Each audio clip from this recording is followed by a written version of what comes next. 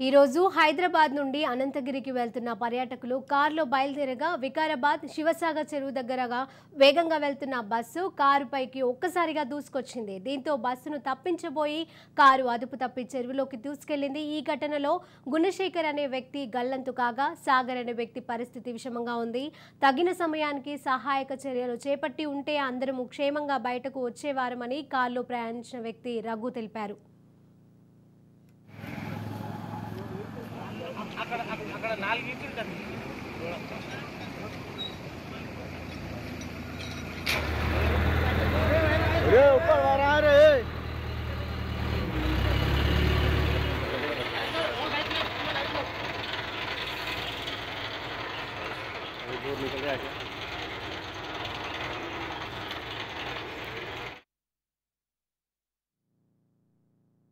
So around 3:30 అలా start అయ్యాము. So early morning sunrise చూసొచ్చాము.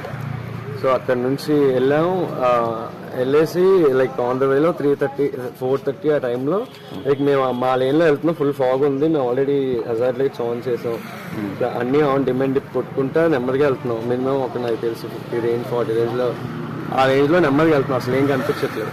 సో బస్సు ఏమైందంటే లైక్ కంప్లీట్గా మా లేన్లోకి వచ్చింది. అది 2 వే కదా, ఒకటే చాలా చిన్నగా ఉంది రోడ్డు.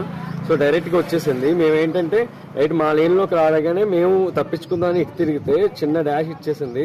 చిన్న డాష్ ఇచ్చేసరికి మేము కంప్లీట్గా దాంట్లోకి చెరువులోకి వెళ్ళిపోయాం. బస్సు అలానే వెళ్ళిపోయింది.